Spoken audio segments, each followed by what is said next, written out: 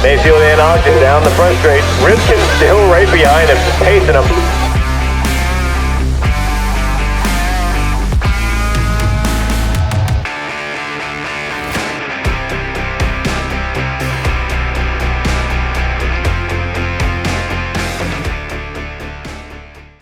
How you doing? My name is George, and welcome to the Northeast RC Racer Podcast.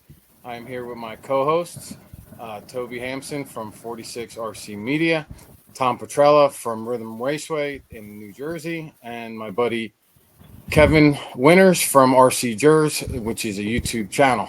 Gentlemen, how are you? Doing good. Fantastic. Good. Awesome. I'm so happy. The camera off though, so I don't give you guys motion sickness as I'm driving here. I'm not driving; somebody else is driving, but we'll see. Oh, okay, that's good. I keep looking out his window as we're talking, so I know, right? Well, nonetheless, really good to be back in action. We are at episode number 8, and as we continue with each episode, little improvements here and there, which I think are awesome. Toby did an incredible job on the new layout. I think it looks fantastic. We have the NERP logo in the bottom left or right, depending which way you're looking at it, and the episode number, and then, of course, some of the other participants who are represented in the podcast. So, Toby, great job, man. I think that looks awesome. No worries. Pretty minimal effort, and it's always done last minute, but, we're getting there. Well, last minute excellence is better than getting shit done ahead of time that sucks. So, basically, take it, brother. K-Dub, been seeing you out in the race scene, which is great. I personally finally got a chance to get out and do some racing for a couple of weekends. I was able to hit an event at Trains and Lanes earlier in July, and then I was over at Barn Furness, which was a couple of day event, supposed to be 3 days, ended up getting cut short due to some bad weather that came in, but they ended up pulling the whole program off, and everything turned out really well. But nonetheless, it was great to go A-scale racing for sure. So you guys have any comments about recent events for yourself? Not really. I mean, all good. Just figured out that. Going, Thank you, Michael. Toby, you were just mentioned is next weekend, right? Yeah. Yeah. So I think we were talking about in the beginning a little bit. Toby was saying that he's changing car platforms. Why don't you tell everybody about that, Toby? I thought that was interesting. Yeah, I mean, been running a couple of different cars the last year or so when I decided to, kind of be a free agent. But, a few years ago, I ran Kyosho car and MP9, TKO 3, and then they went to the 4. Great cars, the quality, but recently I've been tempted to go back to the dark side of running the cars again. So just picked up the TKO 3, which just came out, MP10 platform, and we'll be running that probably for the rest of the year. Yep, first race will be at Mugen Challenge in about 8 days time, I think. Yeah, 8 days time. So it's going to be a huge event. I'm excited. I'm going to that event as well. K-Dub, you going? Yeah. Going to be Petrella's going. A lot of big names. I'm going to be there. I know Mayfield and Lutz. A couple of the HP guys are going to be there. I think some S-Works drivers. Pretty decent field. Kevin told me yesterday, but I'm blanking out on everyone else. But should be pretty excited. Yeah. Yeah, last year I wanted to watch the main so badly of the A-main guys. And then we got rained out. And but yeah, I wanted to watch those A-mains so badly. Always a great race to watch. Last year, I think Mark Sousa TQ'd all 3 classes, I think. Wow. I think it was all 3. Yeah, I missed it last year. Yeah. Oh, yeah, that's right. Yeah. Lighting difficulties. Damn. What about you, Petrella? What have you been up to? Any action going on over at Rhythm for the fall? I know you're trying to keep people informed on Facebook, about your hiatus for the summer, but I'm sure you got some things brewing. Yeah, just put a schedule out today. Try to get things rolling again in September. Get people, a few local guys that are really racing carpet exclusively, looking to come out. So we'll get some of those guys back and running again, and try to shake some of the cobwebs off the carpet for myself. Get everybody ready and get the season going. Start racing again in September, and I got the first, larger race season over is going to take place in November 4th. And I got a New Year's race planned again. We had a grid race last year for New Year's Eve, so looking forward to doing the same. Cool. That sounds like a lot of fun. I saw a little I Spy picture, I think, of you up in over at Brian Boyce's new place. Yeah, I went and checked it out, man. It's a nice little setup, man. It's first class for sure. A lot of fun. It's a smaller track, but those living glass houses don't throw stones. Very similar in size to what my track is, but it's got a really nice pit area, great hobby shop stocked up. Looks really good. A good vibe there. So a lot of fun. Yeah, I saw a lot of guys hanging out. I thought that was great.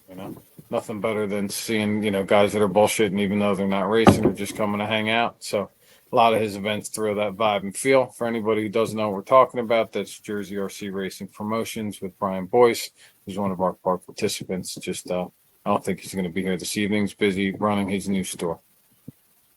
Other than that, I wanted to roll into and say thank you very much for participants for episode 7. We had Paul Ciccarello on, and that was amazing. Learned a lot about Paul, his RC history and career.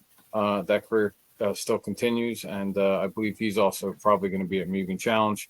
I know he was also at ENATS recently. Some of those stats we'll actually probably see in a little bit. But once again, thank you to Paul. I also wanted to say thank you. I got a little note sheet down here. I got to keep myself a little organized. It's not like I have a separate screen at some point. I also wanted to thank anybody else who had already thumbed up the page or shared or is following, because we can't do it without you guys. And we're really trying to build a little community with this podcast for the Northeast Racers. So thank you so much. We really appreciate it. We have a great current guest that's coming up, and we've been trying to rotate from more experienced guys, let's say, to younger racers. And I keep trying to keep say that so that if anybody's just tuning in, hadn't seen any of the prior episodes, they kind of understand the rotation of guests that we have. But we have a great family that's coming on this evening. It's Vin Manchanda and his 2 sons, which are Aydan and Dylan. Both of them are racers. I don't know if their fathers raced at all, but we're going to find out. I do know Yeah, he has. He used to has? race quite frequently, yeah. Okay, awesome. I do know that he had some previous motocross experience. So if they're in the waiting room and Toby wants to bring them in, let's do it. All right. A second here. All right, there they are. Hi. What's up, guys? How you doing? Good. What's up, guys? Thanks for having us. Appreciate being on here. We're actually coming to you guys from Outer Banks, North Carolina. We're on vacay, and we kind of make a way to make it work. So, yeah, thank you again. Thank you for putting this together. And this is all for the Northeast Racers to kind of come together and share tips about what's going on and how we're doing. Awesome. Well, we're totally excited to have you guys, and it's pretty funny. I was kind of talking a little bit about an outline of this evening, but Toby had said you guys were already in the waiting room, so we probably had some decent time to talk about some of the recent race results. But might as well bring you guys in because I can never stay on schedule, and Toby will probably laugh about that when we're done. But nonetheless, you guys are here, so Gotta keep it concise and focused. That's it. That's what we're trying. Not too much rambling. That's what Toby tells me all the time. So we're super excited. we're super excited to see you guys, and we're really excited to hear the boys talk about their start in RC and achievements, not only in the past but recently. So why don't you tell us a little bit about yourself? Because without you, the boys wouldn't be involved in the hobby, right? And your exposure to it, and then tell us how the boys started in the hobby, and we'll chime in between with some other questions. Awesome. Yeah. So I actually started when I was a kid. Parents used to take me to this little mall, and I used to see RC cars driving around, and I was like, I gotta have one of those one day. So around 10 years old, I finally got to give me a box and put it together myself. I had to take it back to the hobby shop and have it big.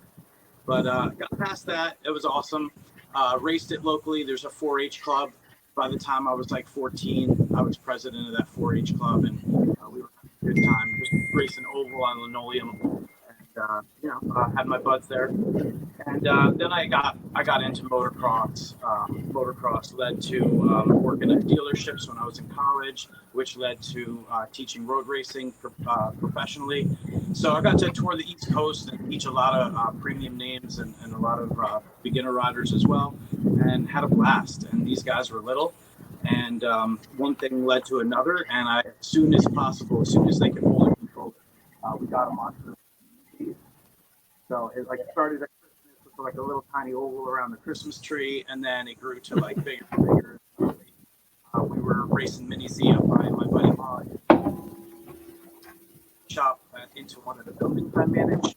And he was a really good mentor for not only me, but like a bunch of other son Alex. So he kind of got us going, showed us some stuff about setup and whatnot, and we started racing bike track as well. So in doing that, racing at Crispy Critters, the owner Aldo actually asked me to build some of the kits for them. So I was building little AE 4x4 kits when they were really popular. And through doing that, my DJ, NJIT, and he was, going to doing stuff. Hey Vinny, hold on 1 second, because basically we can see you great, but we can't hear you great, and a lot of that beginning was coming in and out. We could hear it for the most part, but if we're going to continue, we most definitely need to hear you better. So I don't know if it's about moving the device closer. Looks like a Give us little windy out there. Might be the noise from the wind. Oh. Yeah, it could be. We got family inside. I don't know if we can go. Yeah, if there's I don't know if there's wind outside. Yeah. A little bit, but how's this? Is this a little better? That is a little better. We'll just ride it as it goes. All right. Okay. So yeah, we were talking about TJ, and TJ helped us out, got us going with 8 scale, gave us a bunch of tips and all that, and then ran into my buddy Cameron Winslow, helped us out a lot. He helped us build a track at the house. So we started doing a little bit of 8 scale, a little bit of nitro. Cameron and I learned together. He taught the boys a lot. We went to LCRC together, and then that's where he introduced me to Jamie Gregg. And, he met the boys and added us to the team. So, once we got onto the AE team, we started, practicing and taking things more seriously. And, Jamie was awesome. He was great with the boys. He was a good mentor. He even came out. He doesn't race 10 scale, but he came out to some of our 10 scale races, and he kind of coached the kids along. So when Jamie resigned from AE, Brent Tucky offered me the position. So I kind of retired from road racing, and I kind of committed myself to AE at that point. And it's been really a privilege working with AE since. It's been awesome. So that helped us a lot, and got things really going for us. And then the other huge thing that we did was we actually joined the Trains and Lanes track crew. So those guys have been unbelievable. They've been great with the boys. They've taught us a lot. These guys are running machinery over there. We're building jumps. We're tamping stuff. We're working on the 10 scale track. We have, the secret's kind of out of the bag. We have a new 10 scale track coming to Trains and Lanes. So, we're excited about that, and we'll be working on that after Mugen Challenge. And then Trains and Lanes also lets us do pro builds, which we build like the B4E and Truggies and even 10 scale. If you need, you're looking, maybe you're a beginner starting out and you want to just have a car that's built and set up for your local track, we can do that for you. So you have to contact them directly, buy it from them, and they give it to us. And, I'm actually building one down here right now, so that's always fun. But yeah, and in doing that, shout out to LCRC as well, because that's a great venue, and those guys, they're like Krista and Kevin are amazing, and Toby can vouch. Like those guys really put on a great event for us, and we're lucky to have that in our region in the Northeast. So they've been really good. So yeah, from there, one of the big things that's helped these boys a lot, and part of it managing AE is really like the great drivers and great ambassadors that we have. You start with a guy like Colin Morris Jr. and his son Colin Morris III. So that was like, they kind of took the boys under their wing. Colin was helping Dylan, with Nitro and pitting him and getting him out there, while Colin Morris III was talking to Aydan about setup and teaching him what different changes do to the car. And between that and what I knew, and we kind of put it all together. There's been other great coaches, like for example Enzo Albertoni for 10 scale clay. That guy's amazing. He took us under his wing. He even painted our bodies for a while when he was running A1 graphics. And then like Chris Folke taught us a lot about rebuilding engines and setting up Nitro a little bit, and came out with us, did a lot of setup work and testing. So like we worked with everybody, even Brent Sinez, who's up like RCHR is his home track. He does 10 scale carpet. He's a wealth of information. And if you need to know something about 10 scale carpet, that's the guy to ask. We'll go up and see him every year, and he'll give us a couple pointers on carpet, like towards the beginning of the season. We'll kind of carry that with us through the season. So, I mean, it's been a delight. Like you guys already had Brett Butters. He's another great ambassador that we have, and always willing to help, take the shirt off his back for anybody. Royce Barrio, Toby, you've known him for years. Great guy, and we'll another one. We'll stop what he's doing and help you. And he runs 8 scale and 10 scale, so he's got setup sheets for everything. Kind of like Jared Fair. Another one, we've seen him at Critters. He comes all around. And as far as the big guys at AE, like Kurt Wenger has been huge. Shell Racing, I don't know, I'm sure you guys have all heard of Shell Racing, but we chat often. We text each other, we talk about setup. If I need something, I know he's just a phone call away, and it's really been amazing. Besides that, we have some awesome sponsors, like our buddy EJ from Trains and Lanes. He's a novice driver, but he started his own little thing, MBD Paints, and shout out to EJ for painting our bodies. They look amazing. Enzo, we love you, man, and your bodies are awesome as well. We miss you, but Enzo's working hard, and we appreciate everything he's done for us. But yeah, EJ's filling in quite nicely. One of the other like major helps we've had is actually J Concepts. So like switching to JC, the team is very approachable. There's a lot of communication going back and forth. So it really didn't take as long as I thought to figure out, all right, what tire works where, what compounds, what do these glue bands do, what does this do? If I had a question, I mean, I could really just even reach out to Tyler Hooks or Paul Wynn, and those guys are trackside at the major events, and they're willing to support you with product. Even at the ENATs, we saw Jason Rona, and he was so approachable. He was awesome. Stopped by to check on us and make sure we didn't need anything. Hannah Hardison is out there taking pictures and stuff, and putting stuff on social media. As I think Toby's got some of those pics. We're excited about that. And then, as you guys can see, I'm wearing the Nitro Pro shirt, and Drew Singer, owner of Nitro Pro. We got to know him pretty well at Wicked Weekend, and that guy's been awesome. Him and Will Walker. So Drew basically got into Nitro Pro because he wanted to make sure that there was a quality product with good customer service, and I think he's doing a great thing standing behind his products. And like his fuels have been working well for us for runtime. Tunability is great. So they keep well. Like it's been great. And like Will Walker, the national team manager, I'm sure most of you guys know him. he just goes around helping anybody, whether you're on the team or not. Like he's just willing to help. Like he taught these boys about clutches, tuning their engines, like all kinds of good stuff. Even some life skills in there. So, Drew, I it wasn't hard, but I talked him into letting us do a barbecue at Mugen Challenge. So if you guys are going to be at Mugen Challenge Saturday night, please stop by our pit area. You guys know where we pit, right there, pretty much by the track. But yeah, we're going to do a big barbecue. Everyone's invited, not just the AE, JC, or Nitro Pro guys, but everybody.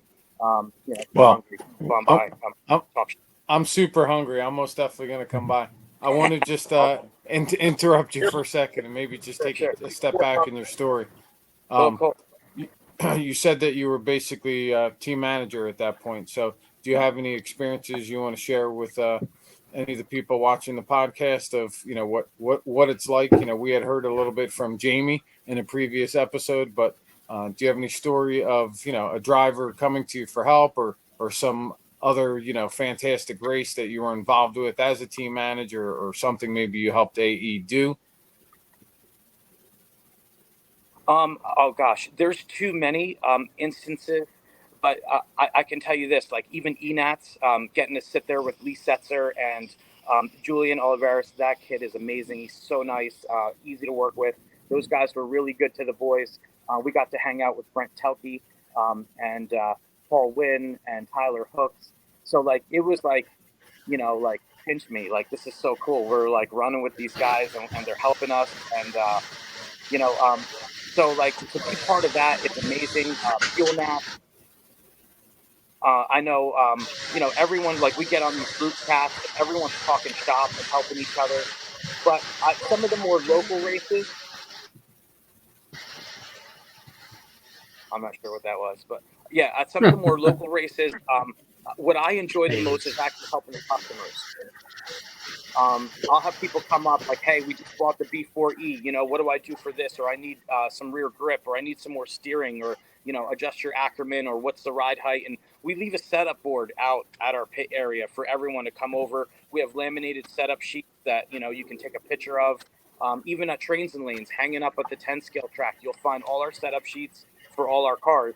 So you just have to really just, take a picture and, and then question me, shoot me a message on Messenger is what I tell people.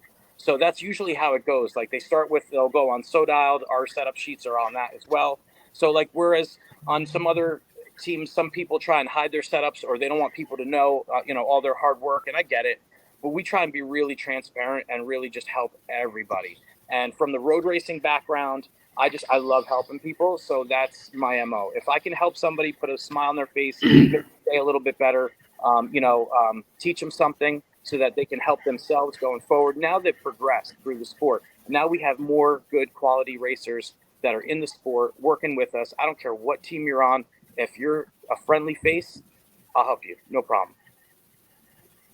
That's Yeah, awesome. I noticed you guys are very good at like posting all your setups and stuff, and I'm sure anyone on AE or whatever really appreciates that.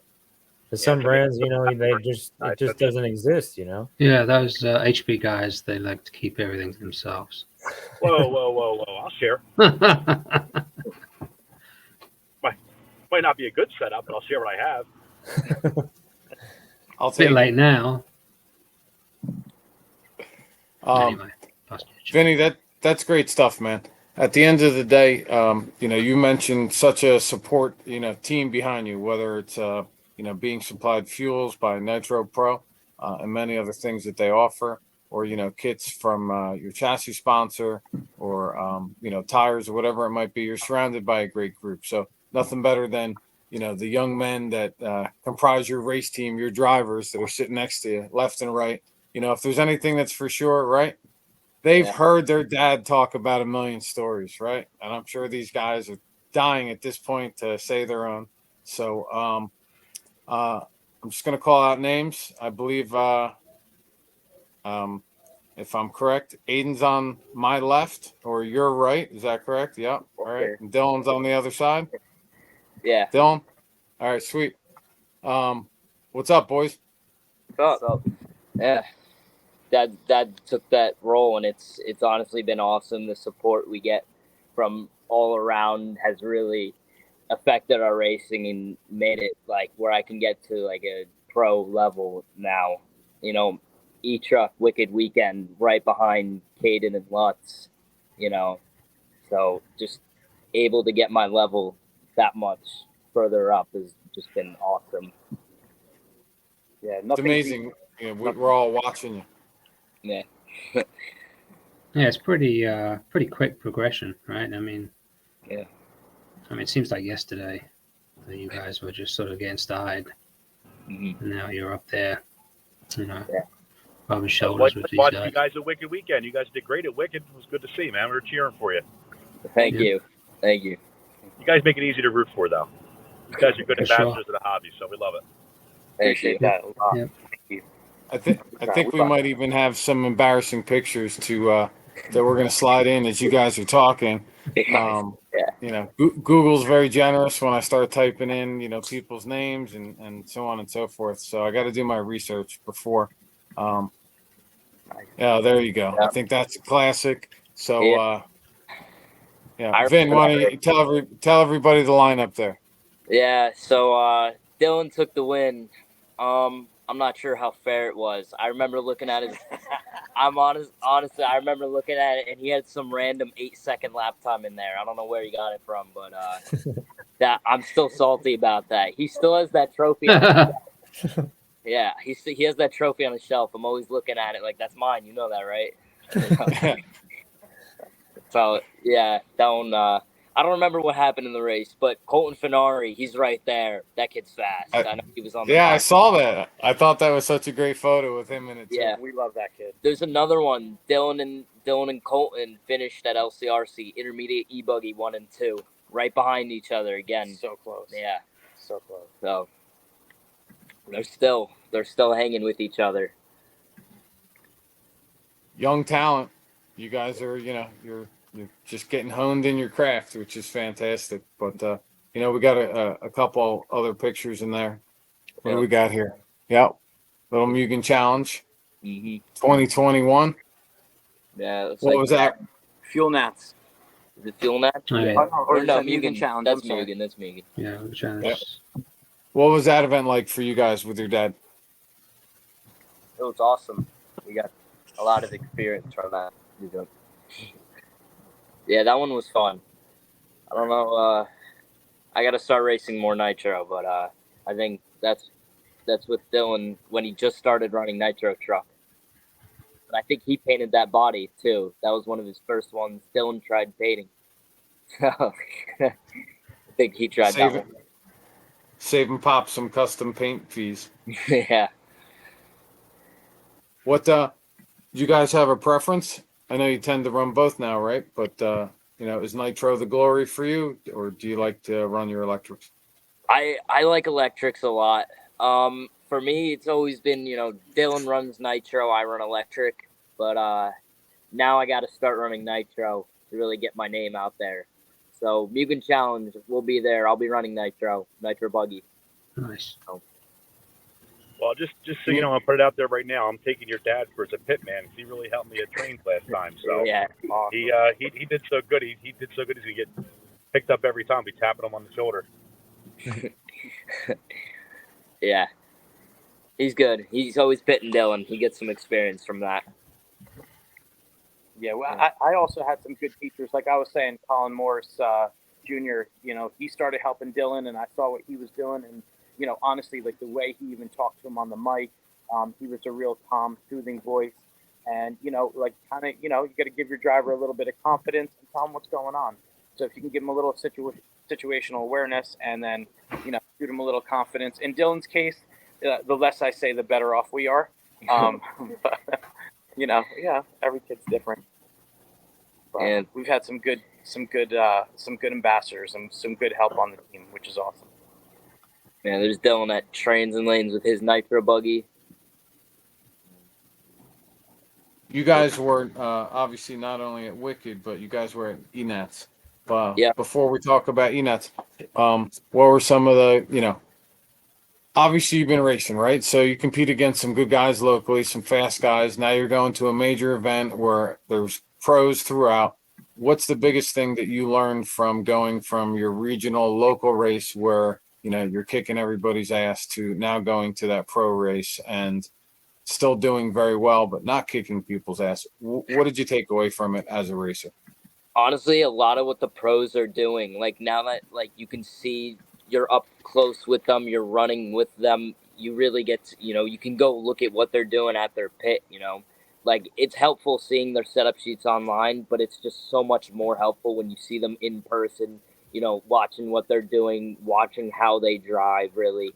So being able to run in e-truck, especially at Wicked, with Lutz and Aydan, I learned a lot about how they're driving in those mains, really, because they drive differently. Each person has their own racing style.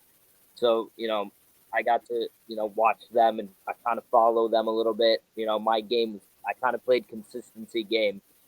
So I just wanted to stay up there with them as long as possible. Do you guys think having an extra competition helps make you faster, to help you grow racing in a class that maybe not always used to running in, right? So you have to now keep up with other guys. Does that push you and make you faster overall? Oh, yeah, because you can watch their lines. You can honestly see everything they're doing, you know.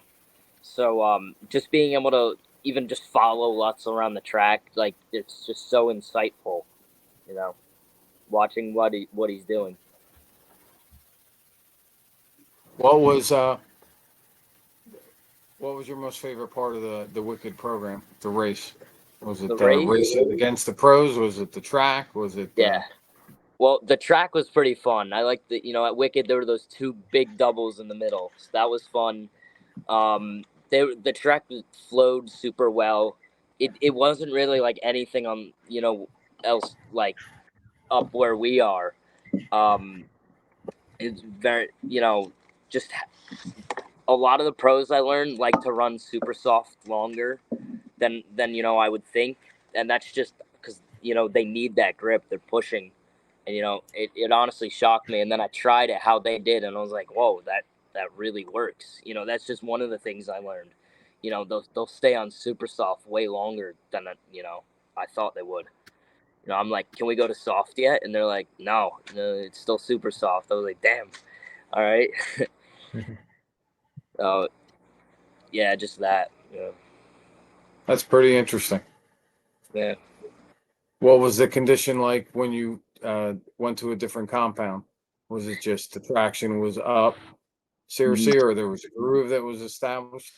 Yeah, I noticed the track really changed a lot. Like at Wicked, really, the track stayed the same for a while, and then you know, once racing started, you know, a couple holes came up, you know, but there was still a clean groove. You know, you know, there was still a lot of grip, and then mains came around, like on Sunday especially, when you had all the 30-minute mains and everything, and it takes a while.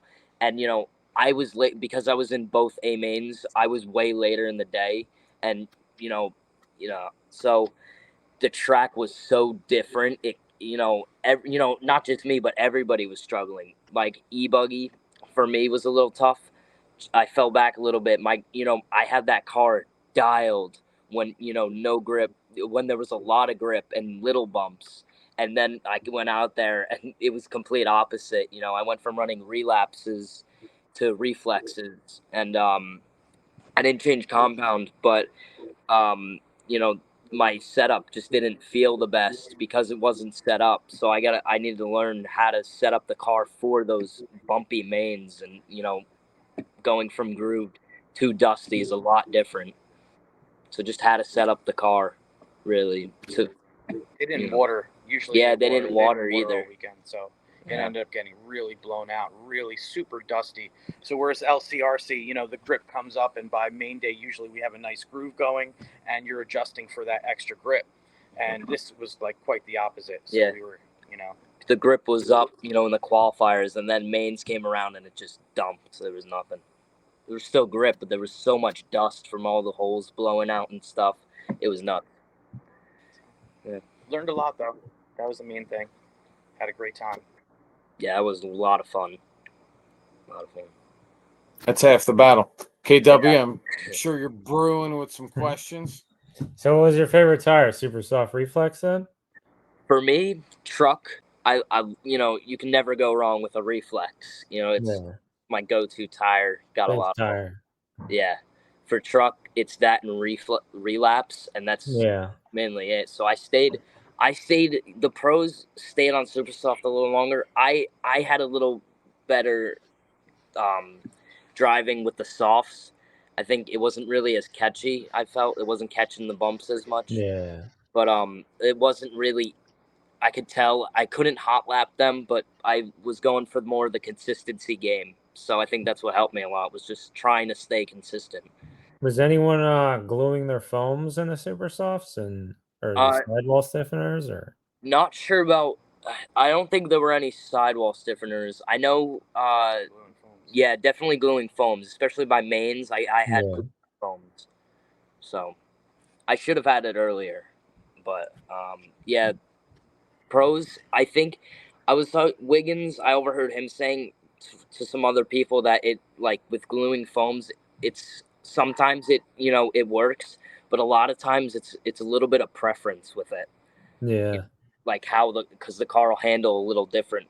So I've Mhm. tried it in the past, and it definitely worked there at Wicked. Um, would it work at other tracks? I'm not sure. So tires were great though. Yeah. What about you, Dylan? Same thing? Yeah, pretty much. I like once the groove comes in, I like to relapse a lot. It's Yeah. very forgiving and there's a lot of traction. So. Yeah, a lot of Yeah. people were running relapses. What was another tire? I stayed on relapses a lot. A lot of people were on reflexes. A couple people ran a couple different things. Um, anything kind of like, there were a couple people running rehabs. So there really wasn't like a one tire that worked there. There was a lot of different tires that were working there. Yeah. Yeah, just personal preference, whatever you like. Yeah.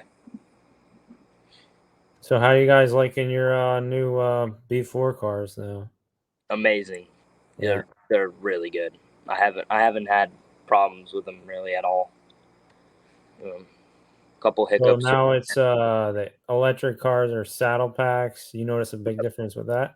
Oh yeah, I remember when I first tried the car. It was at LCRC. I'm not sure what race it was, but we had finished mains. I was still on the B3.2, and was running a couple practice laps. After everybody was done, they still had the lap counter on, so I'm just hearing it clicking off laps. All right, and then stock B4. I put the stock B4 on it. Hadn't run it before, and I went up there and with the stock setup, beat my fast lap by like 2/10, and I was like, wow, this car flies. And it just felt so much better through everything. It just handled everything so much better. So the Yeah. car was They really good. changed the rear pivot too, right, on that one? Yeah, And the front mainly end, I the think. saddle packs that were the big difference, and that Yeah. that helped tremendously. The weight distribution was a little bit different with the saddle packs, and one of the other major changes was the kingpin inclination in the front. Yeah. A lot of the rear did carry over from the other car. It wasn't major, but the front is where there were some Yeah. changes. Do you know what the AE inclination is like on both cars? Not off the top of my head. I know I've read it before and I've had it, but yeah, I've heard 6, I've heard 8. I don't know. But I heard they changed it from the 3.2 to the 4 or whatever. right, that was a major change, and it made the car easier to drive.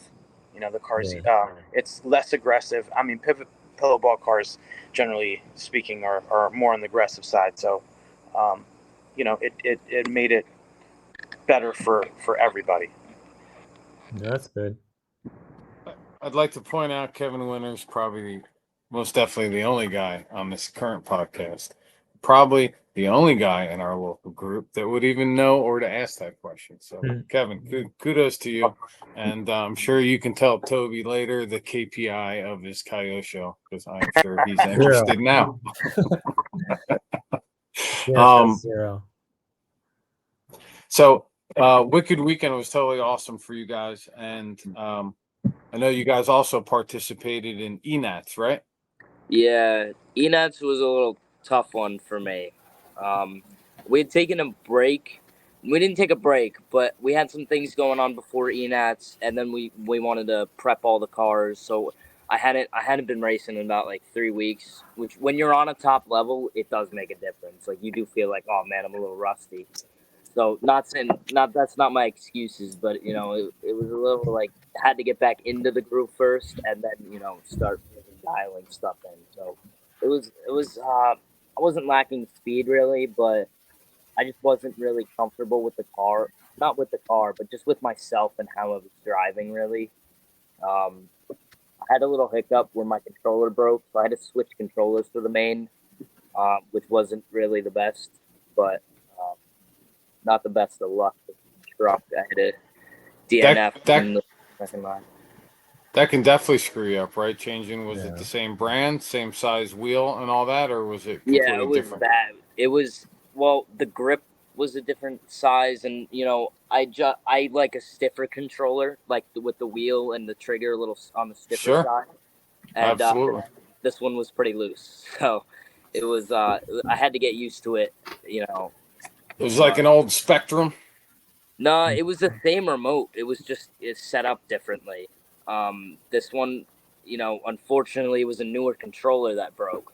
So I didn't really have anything in it other than I didn't have any grip on it or anything. But it messed with me. I had to rebind everything before the mains. Set endpoints, set everything back up because it wasn't binded to that. So it took a little bit, threw me off a little bit. Just going straight into mains with a new controller is a little. Not nerve-wracking, but just throws you off a little bit. Absolutely. I mean, listen, the controller is, the other 50% of you driving the vehicle. So Yeah. if that controller doesn't feel right in your hands based on, your comfort level, it's definitely going to affect your ability to drive. Because in the back of your mind, for a lot of the time, you're just focusing on the fact that it's not as comfortable as it should be. And if you're thinking about the way you're holding something in your hand versus just driving, it's most definitely going to eat away at you. Yeah. Yeah, that. So what did you find at ENATS? That your first national race, I assume? Second. We did Second. ENAC previous year at Okay, awesome. Yeah. That one All right, so that one was fun. how did you find with having experience at G's the previous year and then going again, did you find that it felt the same? Did it run as smooth? Did you feel like there was value going to the ENATs? Because there's a lot of not necessarily that we want to get into discussion with you guys because younger racers about it, but there's definitely been some conversation about whether or not they should combine classes and make it not just ENATs, but bring in nitro portion to it. Did you like the fact that it was just electric? You could focus on, what you were running in that class, and not having to mix it up with so many other classes. Yeah, I think for ENATs, listening to the No Name RC podcast, he Lefty and Max brought up some good ideas. Just listening to that, they brought up some good ideas. I think last year I only ran one class, and I think that was my mistake. I should have ran more just so I could, keep going with as the track was changing. I could keep running on the track. So this year I got to run two, which helped a lot. And it really wasn't that bad managing them, so that helped. I think they need to. I'm not sure. Yeah, there's a lot of debate going on about how they could make it more popular. I'm not sure, honestly. When a good idea comes up, definitely help on that. But yeah, I know somebody who might have a comment about it. Toby, how do you feel about the whole topic? I don't really know if there is a solution, right? Other than just to make it go away completely. I mean, that would be the best solution. But I mean, get rid of those goddamn electric cars. Yeah, go on. Tell them to go buy a nitro buggy. Yeah, but Mike is. Yeah, get places to get a nitro buggy. Yeah, but I don't really think there's any simple solution. I don't think combining it with nitro is the right way either. So I got not much to talk about on that topic. So I think this is hearsay, of course, but I think some of the guys and some of the pros, and you boys would be able to attest to it if you heard that. But I heard that some of the sentiment was they liked it separate, so that way they could just focus on driving the electric versus having to focus on both classes. And then they felt the event would actually have to be longer in the number of days in order to be able to race all the classes, fit everything in, and focus on what's going on. So, I mean, one idea just occurred to me is maybe if they could make it like a combined result, you know, two separate events, but you know, you combine kind of an overall result. So in that way, drivers would have to race nitro buggy at one event and electric buggy at the other end to be crowned, you know, some sort of national multi-discipline champion. I don't know. That's one thing they could do, and then that would encourage people to do both. You know. I like that theory. Yeah. So, getting back to ENATs, yeah, your brother also had some good stats, right? Mm-hmm. Yeah, I had some trouble just with myself getting used to the track and it being electric only. One thing with the ENATs, I feel that the nitro helps the track come in a lot, and there's a major like handling in the track window with just electric. So I was a bit thrown off by that, but other than that, it was all to me. Yeah, it was a really difficult track. It was a lot of tight sections. You know, you had to time everything perfectly. Like, definitely one of the harder racetracks I've raced on. You know, like you know, master a section, and you just couldn't. You actually just couldn't. Like, even by the end, I was still getting tripped up by things. All right. Well, I'm looking at a race result here. 8th juniors, right? 15 and under electric buggy. Dylan Manchanda third. Wasn't that the finish? Yep. All right. Awesome, man. That's a podium, right? Should Yeah. be psyched for that. You worked hard for it. So not everybody can run pro as of yet or ever, but you know you're coming up in your craft and definitely on the right team. That's for sure. So I wanted to make sure that you know we talked about that as well because you know you're there as well, and you know you deserve recognition. Appreciate it. What's the age difference between you two? 2.5 years. Okay. Yeah. Gotcha. I'm sure. Sweet. You guys also obviously racing all over the place, right? So when I started looking for other stuff, I saw that you guys had some pretty good performance at LCRC's Party Rock Race event, and obviously we talked about the Mugen Challenge before. Mm-hmm. And I know your dad had sent me some stats as well as Toby's going through, you know, some of those slides for people to see the races and or your stats. You guys remember the first A scale race that you guys had gone to? Not gone to, raced in. What was your first race? 8th scale. I don't remember my first 8th scale one. I remember my first Come on! 10th scale one. I remember 10th scale. 10 scale. Where this is not the 10 scale podcast. Nobody cares about that. I remember people care about that as much as they care about e-buggy, right, Toby? I know. Less, in fact. I remember my first race that I did well in was at the barn, Big Apple Challenge. I don't know. Nice. Yeah, that was I think E-Truck. I got like first in the B main, but that was my first ever like trophy or you know, just that was the first race that I remember. I think it started raining there too. At that. Tilt the camera up. Tilt the camera up a little bit. There we go. Because we're getting your brother's full complexion, and you're like the shadowed pro racer. Yeah. Barn, I love it. Big Apple Challenge, first race. Yeah. Dylan, what about you? Did good there recently, don't we, George? Yeah. What else do there? Do good recently? What's that? Just trying to cue you up, buddy. You did good there yourself this year at Big Apple. Yeah, I appreciate that. Yep, it was definitely a race I felt good about. Thanks. It was that awesome setup you've been sending me on the off channels. At least it's working. Remember that? Remember that time at Mugen? You're like, man, your car looks like it's in the track. I'm like, it does. Better than on the track. We're Off on the it. track. Or even off the track.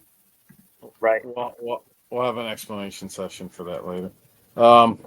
Other question for you guys: do you guys wrench on your own stuff?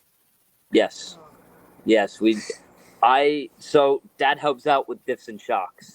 Everything else is Oh. on all the Why's main. Dad doing diffs and shocks? He needs something to do. He's always telling us he needs something to do. Like Lefty would say right now. Bullshit. No, I know how to do it. It's not like I don't know how to do it. But Diffs and shocks, that's like half the work, right, I Toby? know. I mean, what are they doing? know. Tightening motor mounts or cleaning air filters? I have every diff, like you name an oil, like if they need it, boom, here. All right, give me that one. And it's like it's done. So they can get a lot more testing done. Like I have sets of 5-hole piston shocks, 6-hole piston shocks, 8-hole piston shocks, a variety of shock shaft length, and of course every spring, under the globe. So yeah, we do a lot of testing. We put in a lot of work. So I'm actually really excited that they do as much as they do, and in fact, other kids see it, they get inspired by it, and that makes me proud too to see that the sport is growing with these young guys, and they're gaining some dexterity, and that's one of the great things about the hobby is that when these guys are turning these wrenches, they're little engineers. They're carrying this with them, whether it's painting and your first new place, or hanging blinds, or maybe you're an engineer now because you went to NJIT and you became head design engineer like my buddy TJ. So it brings a lot of greatness, I think, to your skill set. A lot of life skills, and I love that. That's why I love managing, because I know I'm helping people. It's not just the team. Our teammates are awesome. They help us. It's helping the customers is what feels awesome, because you're getting further into the hobby. They're going to support it. They're going to teach other people and pay it forward. And for me, that's what teaching's been all about, and why I love it so much. So I'm happy to build diffs. If somebody's running an AE and they want to try a diff or a shock, I have it and they can try it, and I'm right there with a setup sheet. So I'm enjoying life, believe me, and to see these guys doing what they're doing, I couldn't be more proud. Well, the fact that they're doing any wrenching is awesome. And obviously, as they progress, they're going to be doing more wrenching because you're going to be busier doing other stuff, which is like working harder to pay for their program. Yes, yes, sir. Right? Yeah. I got a couple. Go ahead, Tom. People on Mugen Challenge, you said. Say it again, Tom. I said it'll be cooking for 400 people at the Mugen Challenge. Yeah, it will be. But you know what, man? It was awesome of Drew Singer to offer that. He's like, yeah, man, just send me the receipt. Go get stuff. You want to barbecue? That's awesome. Every major event, we want food there and for everybody, not just Nitro Pro team. So yeah, like Wicked Weekend, he was there with boxes of pizza and all kinds of stuff, and just anybody and everybody came up, whether they bought something Nitro Pro or not. He was just just really giving guy, and appreciates the sport, and he stands behind his product, which is awesome. So yeah, don't thank me, thank Nitro Pro. Good team. Cool. I got a couple of last final questions, and then we're going to start moving on to the other segment. But before I do, I want to see if Toby or Kevin or Tom has any other questions for you guys. Yeah, I mean, how many days a week do you guys spend wrenching, working on your cars? How do you balance that with like schoolwork and stuff? I guess the summer you can do kind of what you want, right? But once you're going back to school, how much time do you guys get to spend? Yeah, it gets a little different, especially I'm going into my junior year, so it's definitely going to be a tough one. Luckily, with 10 scale, there isn't as much maintenance needed. Right. So I get pretty lucky with that. But before a race, the day before, I'll do maintenance. If it's 8 scale in the summer, 2 days before, like we're on vacation right now, but we're driving home grabbing the cars and going right to Mugen Challenge. My cars are sitting at my pit done. I did them before we left. So, Good plan. you know, I try to rebuild them before every race. You know, fresh bearings. Obviously, Dad helped me with the shocks and diffs, but replacing any worn out parts or anything. Me and Dylan would do all the tires, so we're gluing tires even on the road. On our way there, we'll glue tires, set them up. Got a new jig, so I'm hoping that goes a little faster. But you know, while Dad's driving, we'll be gluing tires. So yeah, maybe like 2 days to a day before, depending on how many races. What's the thing you least enjoy doing the most in RC? Yeah, probably gluing tires. I've never met anybody who enjoys it yet. Yeah, me and Dylan, we have a little system going. It goes pretty fast. I'll clean them up, I punch all the holes, and then he'll glue them real quick, and it goes by super quick. Well, I'm gluing them now mainly, but yeah, we go back and forth. But yeah, it's a pretty quick program, so they go by pretty quick. But yeah. So, you know, it's great to see young folks come into the hobby, and you know, and they probably look up to you guys, and you know, see you guys doing well, and you're still pretty young. You know, what advice would you have, you know, for them, if you can think of some ideas, or you know, things you've learned along the way? Try to start working on your stuff sooner than later. I started working on my stuff late. Like, I remember being at Critters, and I wouldn't change a thing. And, you know, Dad's like, yo, try something. Like, change this, you'll get faster. And, you know, I was always scared to change it because I knew, you know, I always thought it would just mess up the car.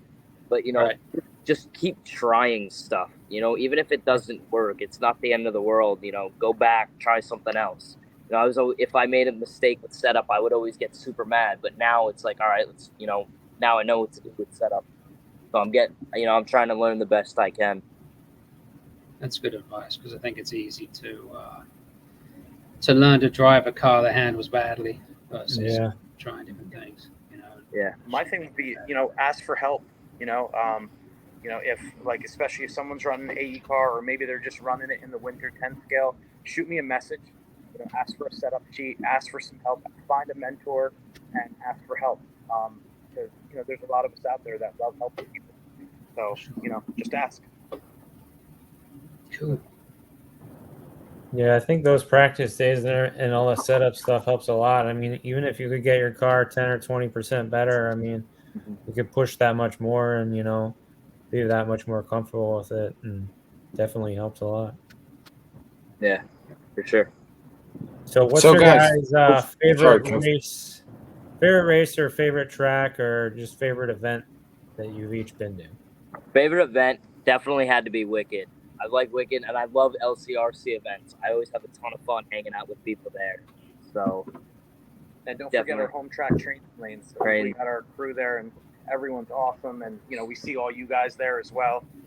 And that's, you know, like it's the people that make the racing awesome, as well as the facility. So, yeah, sorry. What about you, Dylan? I like the Wicked Weekend track a lot, and the whole facility. It was a lot of fun.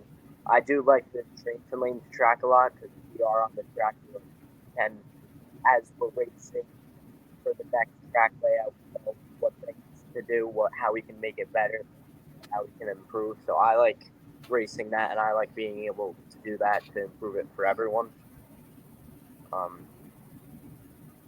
LCRC I also like a lot. Yeah, LCRCs are always like so much fun. I love those. Who are your favorite drivers? Favorite drivers? I like Joey Borden a lot. I hang out with him. You know, but now he's on that top 25, at least the American one now. So yeah, he's my favorite pro driver. So yeah. Dylan? For me, I like Ryan Lutflop. Very nice. Yeah. Ryan Lutz is he actually was great at Wicked Weekend. We hung out. Got Enats. He was playing wiffle ball with everybody. We were playing wiffle ball with him. Yeah, he's so approachable. Yeah, just a kind gentleman. And he doesn't care what you're running. You know, he'll help you out, and you know, he's a great guy, great ambassador. And he's a friend. So I guess I'm biased, but he's a good guy. Yeah, I've definitely seen him go out of his way to help make people's cars better and, you know, just do everything to help people. And he's definitely a awesome guy. Yeah, yeah, and like I was saying, his pit guy is working hard for him. Will Walker, you see Yeah. him around doing the same thing. You know, he's going around helping people, and you know, I think he was helping Dennis Brew last time at the track behind us and getting him all tuned in right. And Hmm. it's awesome to see more people doing it, paying it forward. Sweet. We're about it. I'm sorry, George. No, So go ahead, Tom. it's good hearing your guys' history, right? You guys have really progressed really fast. I have to believe at some point, right, that progression's going to slow down. Look, right, for your sake, you guys are great guys. I hope it doesn't. But how are you guys feeling? Are you happy with your progression? Do you feel it slowing down compared to when you started? Because you guys have been doing really, really well. Do you see a lot more upside available? For me, I feel like, you know, it's all come with age. Like, as I get older, I'm getting faster. The same with Dylan. Like, I watch him and I'm like, every time we go to an event and, you know, he's getting older, you know, it's, you know, just the maturity level, you know, is coming up, as well as our driving. You know, we're young, we can learn it pretty fast. As well as slowing down, I'm hoping I can keep learning as much as I can. I know I haven't hit my peak yet, just because you know, I haven't fully, like, I don't fully understand setup yet. I'm pretty good, but you know, I'm not the best. There's still room to improve there. I know my driving isn't the best. I think if it starts to slow down, I can, you know, just put in a little more work. You know, just keep going with it. And we I think what his message is to you, Tom, he's got a lot of room to put his fucking pedal down. Yeah. Well, I'm getting older too, so I'm going to progress. But I haven't seen that happen yet. But you guys inspire me. I'm hoping. He's going to get faster and you're going to get slower. No, it's a great question.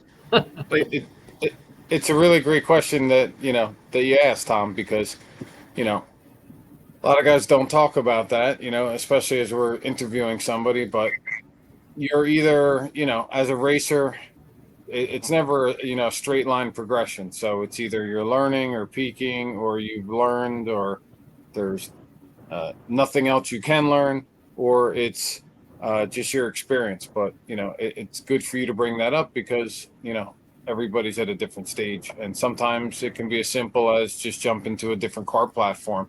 Maybe it's not your abilities. Sometimes it's just the way that you drive that specific platform, or the way you interpret that car. So awesome question. You also don't want to get frustrated, right? Sometimes you get stuck at a stage for a while. We've had that. I feel like I got stuck at a stage for a long time, and then some things came together, and all of a sudden you got better. You just kind of have to keep going. And this hobby, while it's a lot of fun, it can also be frustrating at times. But you got to stay persistent and do the track time like those guys are doing, and you will get the progression. You just have to keep at it. I know sometimes you'll have big steps, sometimes you have small steps, but it'll happen. It's also going to these bigger races, like going to these race time events. Like, if I can go to more, that would be like just insane. That would be so like great for my program, because now I'm getting the like experience, so also improve, going to some bigger races, the race time events, maybe a fuel nats again. I know I missed fuel nats when it was at LCRC, so Dylan was there though. Another thing, just us being brothers, we're able to work together a lot, and if we see the other one, if we see each other like doing something that they could improve on, like we'll tell each other, and we'll make sure that we're doing everything the best we can. Yeah, that's good. What about your grades? Right, Dad? Yeah. Mine are all right. They're not bad, but they're pretty good. All right. Well, make sure in general that you focus on that. That's most important ultimately, right? But I can tell you guys are smart. I see the way you guys act in public. You guys are great ambassadors, not only for the platform that you run, but for being sons for your dad. I think it's a pleasure when we come out and we get to interact with you guys as well as your dad. You're always a fun camp to be part of. So it's been a complete pleasure having you guys on the podcast, getting to know you, getting to know, your dad, of how you guys got into the hobby and your experiences. The other questions I had for you actually got filled up by the other guys, which is great because we're like on the same wavelength. But I just wanted to tell you how much we appreciate it, and we got to learn a whole bunch. We are not by any means asking you guys to go anywhere. We're just a bit over an hour in the entire podcast, and we have some of the racing scene that we're going to recap on that we normally do in the beginning of the show. So if you guys want, you can hang out and listen, and you can chime in as we start to go over some of the other racing information. Sound cool? George, we can't be remiss though and forget the fastest man, Chanda. I think their mom has won twice the powder puff race. LCRC, so we got to give a little kudos there. Yeah. She won 2 races at LCRC. It's pretty sick. In general, she should probably just get the award for putting up with you 3 boys. Yeah. Absolutely. Yeah, you included me in there. Yeah, good. Exactly. At this stage of the show, we do a little bit of a recap. We're going to basically cover some of the information at some of the local tracks, some of the guys that have basically participated in Buggy 40 plus, Nitro, and Nitro 40, Nitro plus at a couple of the local tracks. Toby, I'm going to hand it over to Toby Hampson. He's going to cover that segment. Toby, you got a sound bite? Nope. You suck. I do. You do. Just telling you. I'm gonna text you all week. I'm gonna message you with that soundbite every day. Yeah. I got to get one that's just a little cleaner. The one you sent me sounded like it was recorded on a BlackBerry. All right. Well. Okay. My photo cropping is not that good, and my cell phone recorder not that good. We're not going to tell anybody what the soundbite is, but hopefully we have it for next time. Yeah, we're working on it. So I guess we're talking about all the races in the last month here, just to kind of step through some of the results for people who are following along, really just specifically the Northeast. So obviously we just had the 8-scale electric off-road nationals, which we just talked about.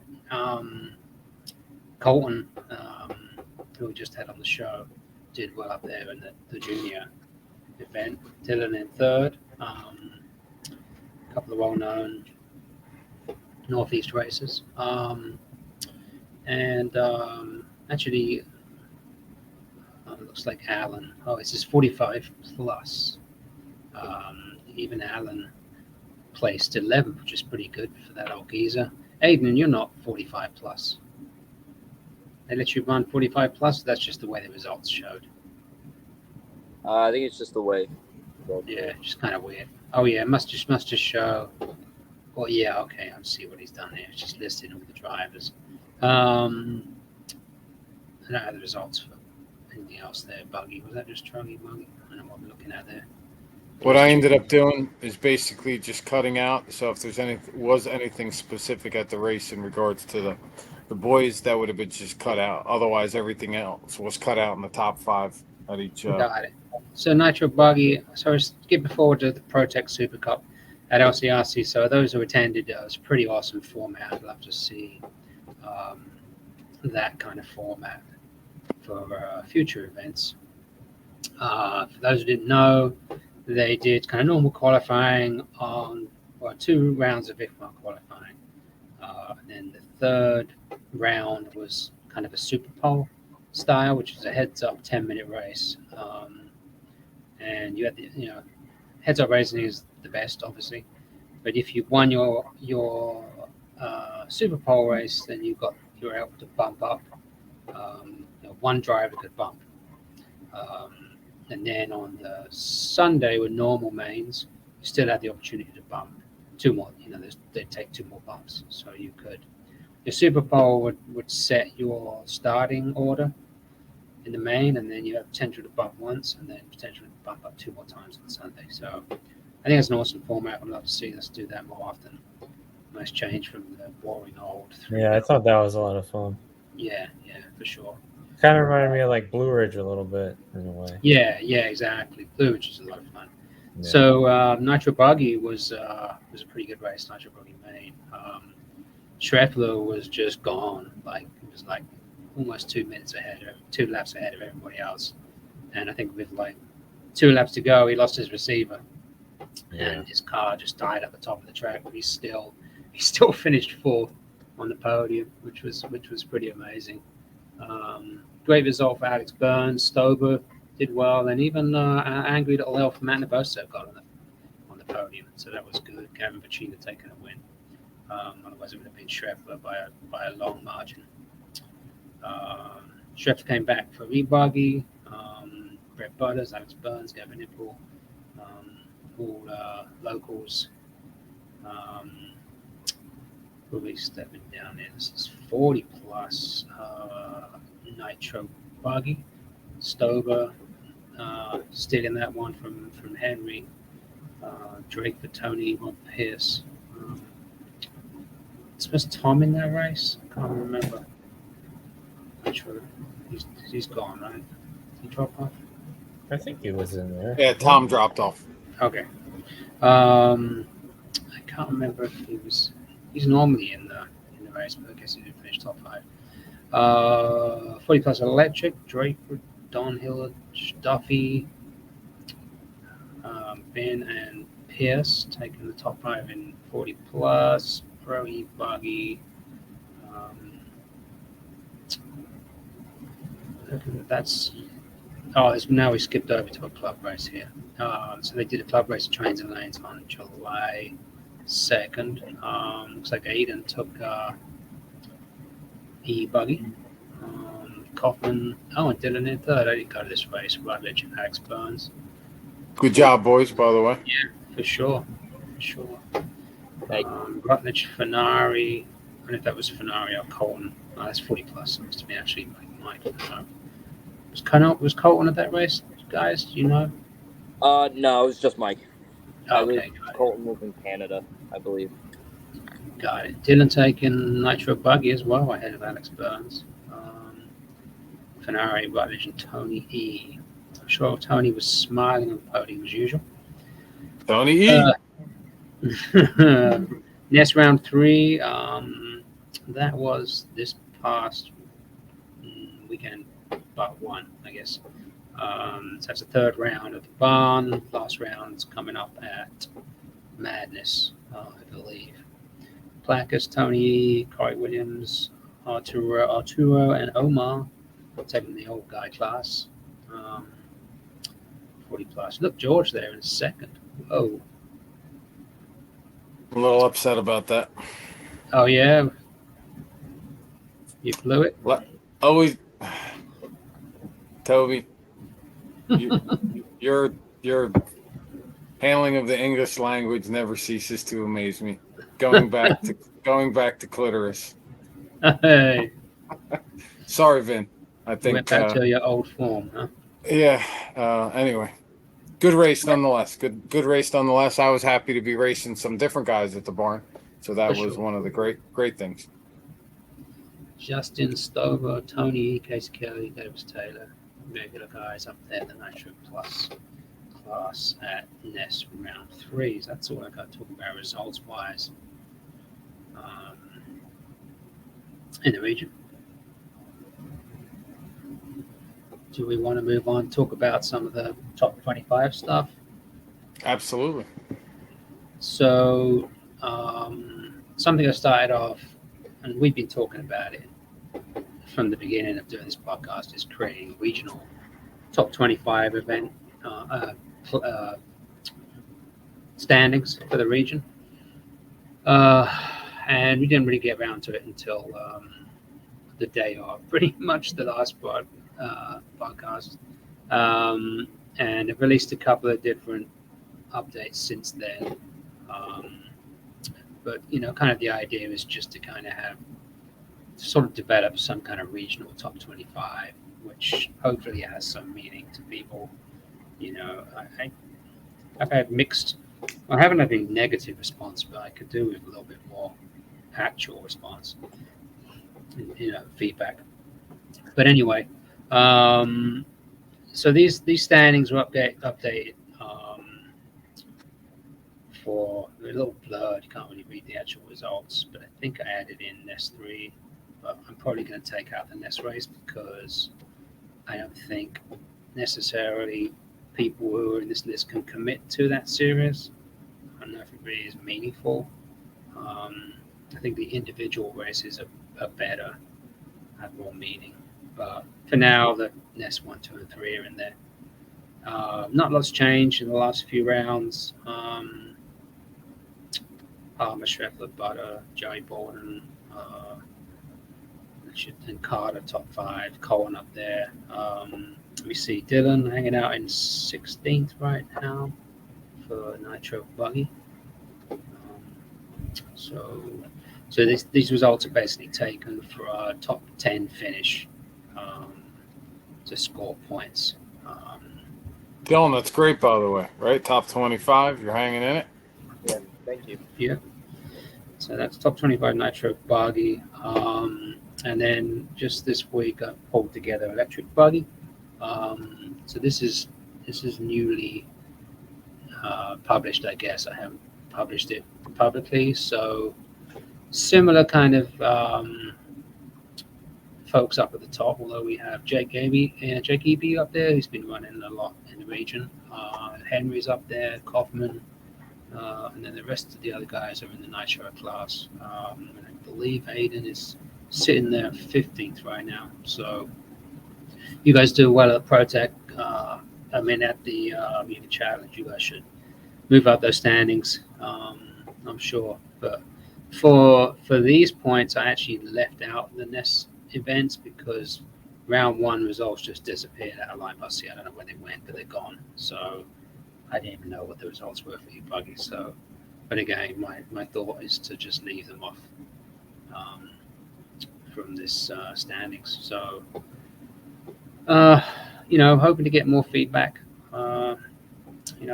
between now and the next broadcast.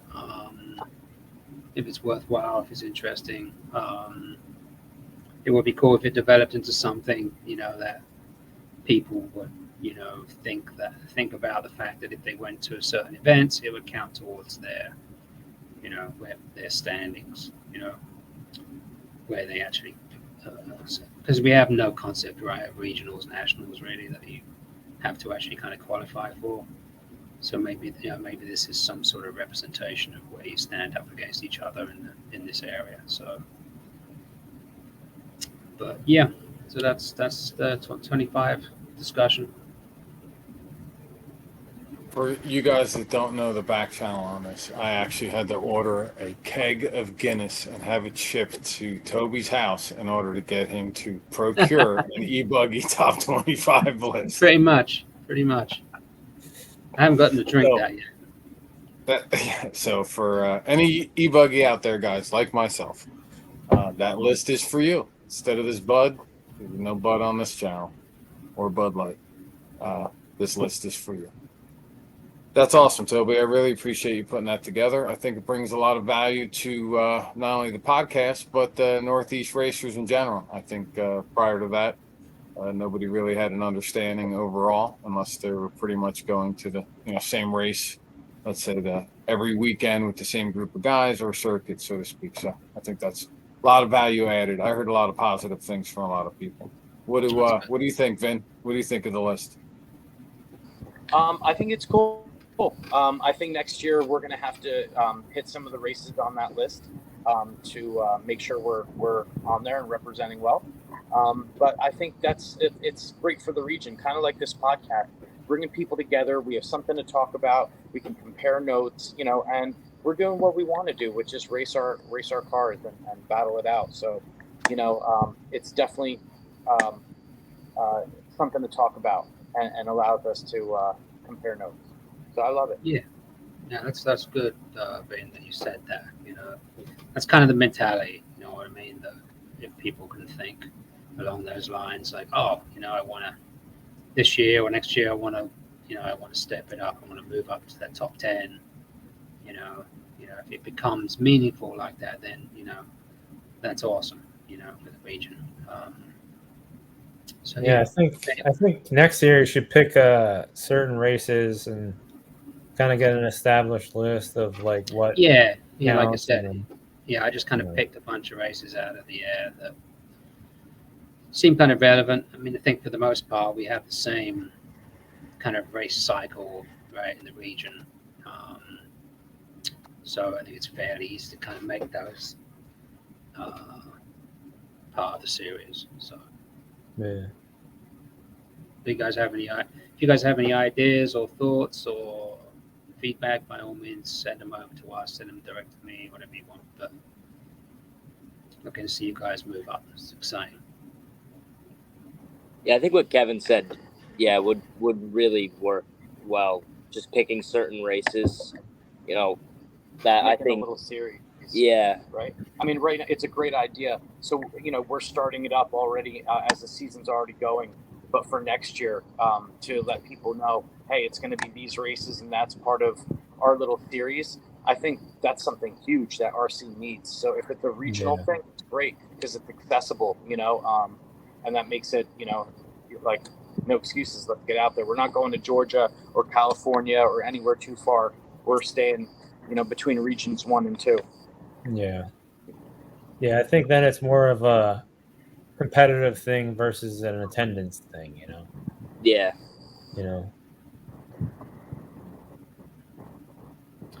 So yeah, these were kind of the events that I originally pulled.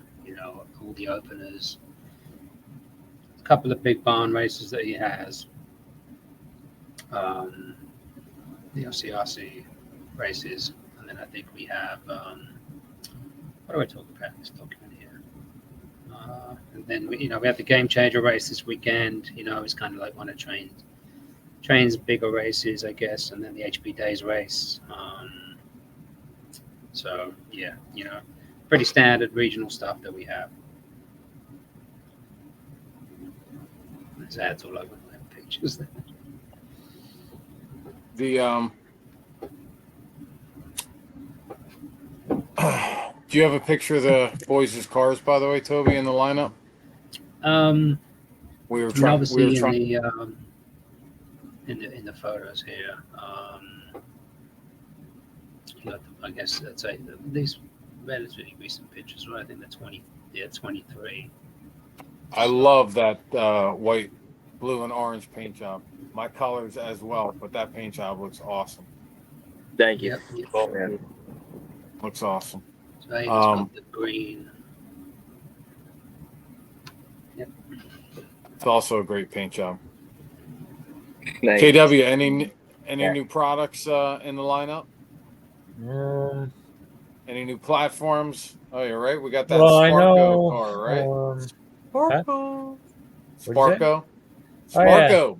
The Sparko car. Marco. Sparko. That came out. I guess Power Hobbies is distributor for those in the USA. Definitely looks like an interesting car. Like some people said, it kind of looks like a MP9 TK3. I think the front upper arm. I heard it's made in an S-Works factory, so I mean that could potentially be good quality car. Something new, so I mean it could be worth trying out. Definitely looks interesting. Where is that factory, by the way, Kev? S-Works? That's not a Chinese company, right? Where is the other dominant country that the RC cars are made if it's not China? I think most stuff's in Taiwan. Yeah. So I don't know. That car looks like it could potentially be good. You never know with a new car. Then the Kyosho TKI3 came out. I know Toby's got one of those, and that car is pretty much just different tuning options on it. I think they changed a couple little things. Didn't Techno come out with a bunch of parts? Didn't I see Alan Techno came out with those shock towers they've been running for a while. The buggy, I think, is the same geometry if I remember right. Yeah, a But they're bunch of just new lighter parts. weight. Yeah, they've released a bunch of new parts today. Actually, And truggy ones, I actually tried those, and they're lighter weight, and the geometry is a little different. But I have to go practice with those. Hopefully before Mugen, but if not, Mugen practice. I'll mess around with those and try those out. And but yeah, I think they came out with different knuckles, I think, and some other stuff. I have to Some look gear at them. cases, I think. Yeah, I think they're I hope he's shaking his lower head. if I remember right. So they're playing with the diff height like some other lowering cars everything, are doing. lowering the Yeah. front end and rear end, really. Hubs, gearbox. And Close. trying to think of anything else that's came out recently. Any new Mm, tires? Um, I don't really think so. I mean, No, I don't think so either. no, not Nothing really. significant. Not that I already know of. I mean, seems like they all came out at like 2 or 3 months ago, all at the same time. Um, trying to think of anything else. Any Mm. uh any hot race Oh yeah, the new shifting Hot Bodies car came TZ out. Um, TZO? um, they just started getting them in the U.S. like this past week, so I'm sure a lot more people will be running that. Seems like they don't have a lot of quantity of them, so hopefully that changes. But yeah, looking forward to trying one of those eventually. Where's Um, where do they make those cars? Do you know? HB? Hmm. I think Taiwan, if I remember right. I know it says it on the box, but I'd Right. have to look at a box. But I think Taiwan, if I remember right. I think there's one factory there that makes like a couple cars, But, Gotcha. but yeah, Would make sense.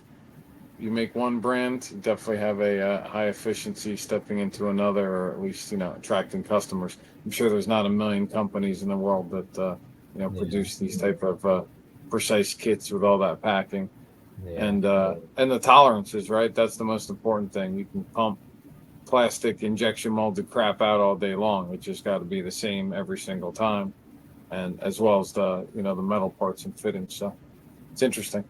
Another different perspective on this hobby. It's not just the people or the cars. Where's the stuff made? How good is it? Is it limited? Uh, Question for Aiden and Dylan. Actually, what are you guys plans for the winter? Are you gonna be traveling for the? I guess school kind of limits what you can do in terms of traveling to do 8 scale stuff. But you guys gonna do 10 scale over the winter, and what are you gonna do? Yeah, obviously we're gonna be going to trains a lot because their track is getting an upgrade.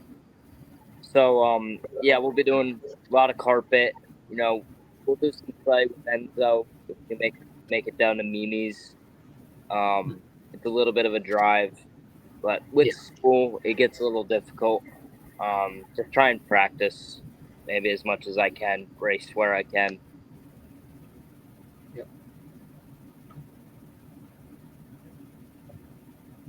Sweet. Well, everybody needs some practice in the winter. That's for sure. So trains is going to be the whole upstairs of the track now, right? Yeah, they're getting baseball. Gone already. I had some. So the track's going to go the other way now. There's going to be a lot more pit area, and it's more conducive to hold bigger races.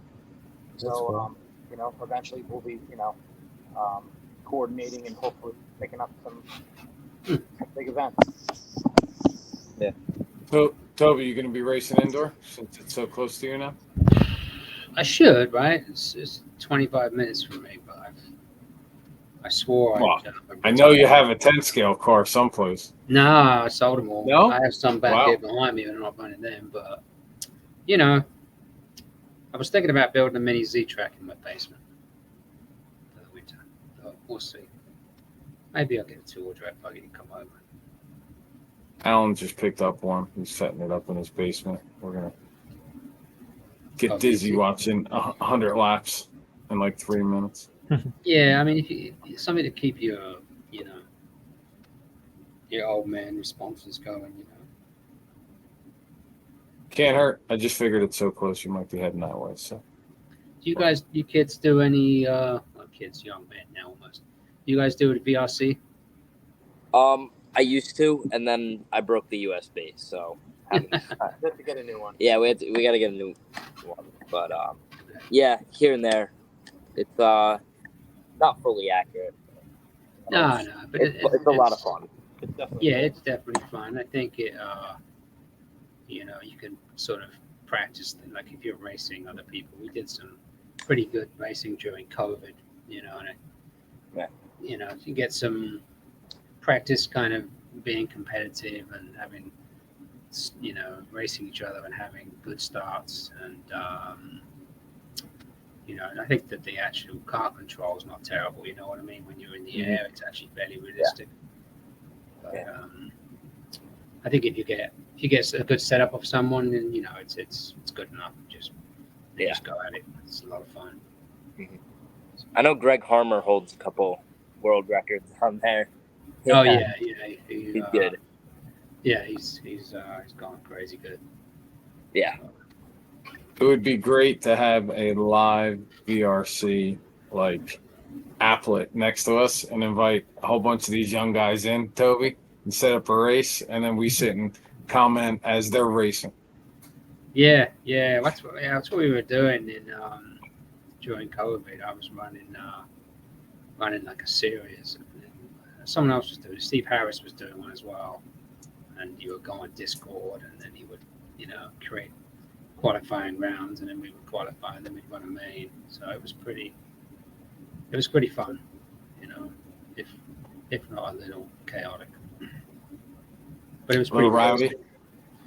Yeah, I mean, no, it was, you know, everyone was it was fun, but you know, that's all we could do, right? Couldn't leave the house. Sure. Hey, at least there was some outlet and a way to communicate and have fun as if you're in the pits. Mm-hmm. Another great form, right? VRC got that lifetime membership, and the guy wanted more money for a lifetime membership. So we were kind of trying don't to blame his what he was saying, but it's also really hard for him to take back what he promised. You know what I mean? Oh, understood. Lifetime membership. Gone there in the first place, but I don't think it's hard to have that vision. You know, long-term vision. What it would cost to maintain this thing. Yep. Because it's really, you know, and he hasn't got the people to do the maintenance anymore to the software, so that's why it's not really evolved. But you know, to keep those servers up, and you know, the money coming in is, you know, in the modern day economics are pretty challenging. Yeah, not to mention trying to get, let's say, the software up to anywhere near, like, I don't even play video games on any current platform for the last 25 years, easy. Right. But I just know that, you know, some of the battle games or even car games for that matter are so far superior to the graphics that VRC can do. And that's a big component of it right there, right? It's probably $1 million upgrade project. Yeah. But, yeah, anyway. Yeah, exactly. Modern games have big corporations behind them, you know, lots of money, you know, tons of development, tons of developers, big deal. Sure. You know, VRC was just like a bunch of dweebs probably in a room cranking out some code. Vinny, last question before we wrap it up, because we're hitting an hour and a half. Toby likes to keep a tight schedule. You like the new RC dirt bike? You're a dirt bike fan, so I got to leave with that question. You know what?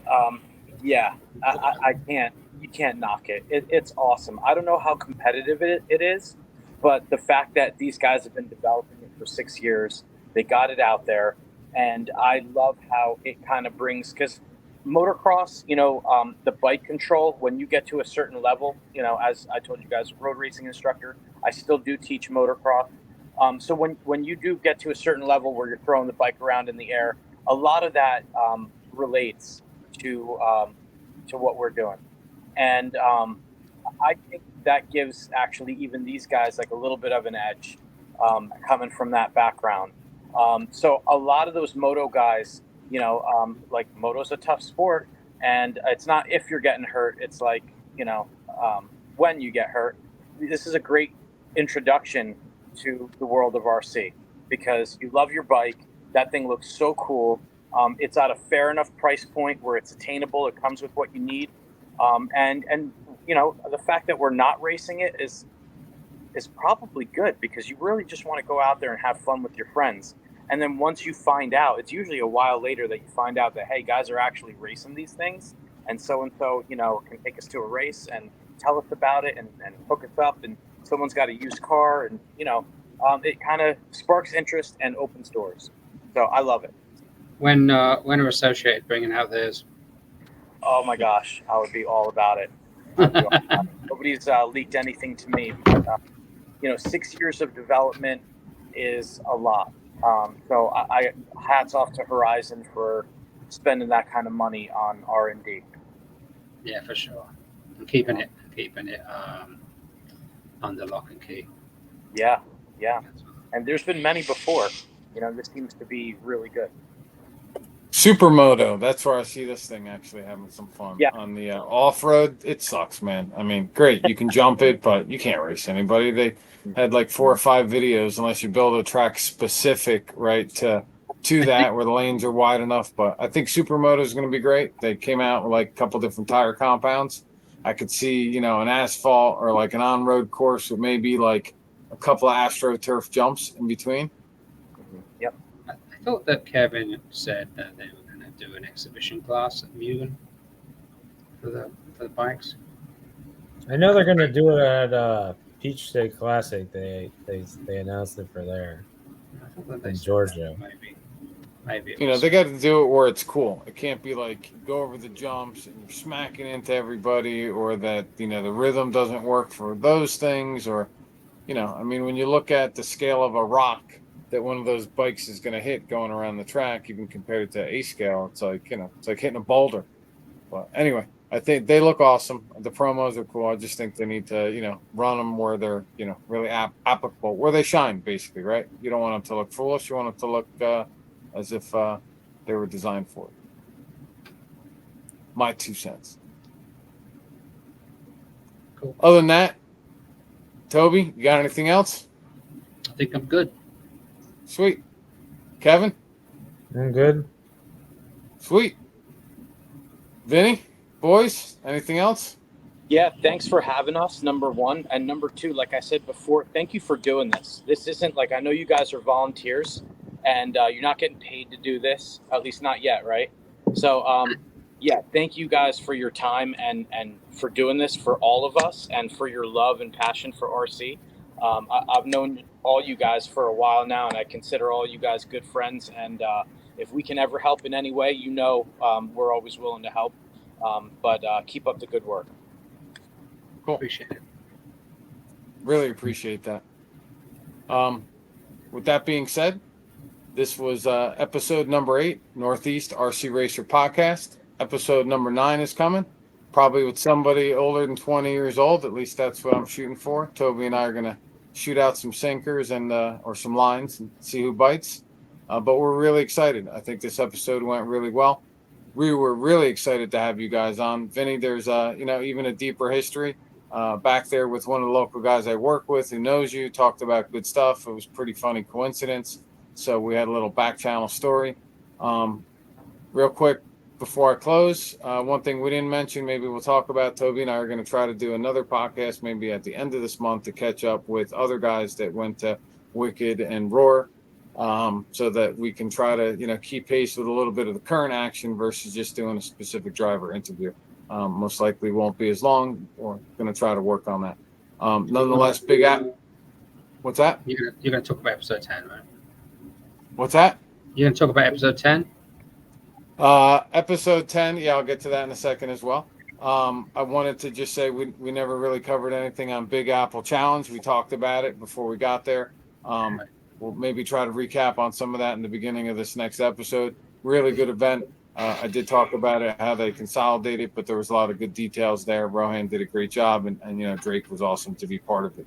Another special shout out, which hopefully I'll recap at the end of the month, but one of my boys, Alan, went to the ENATs, and he was the only guy from this local area that went.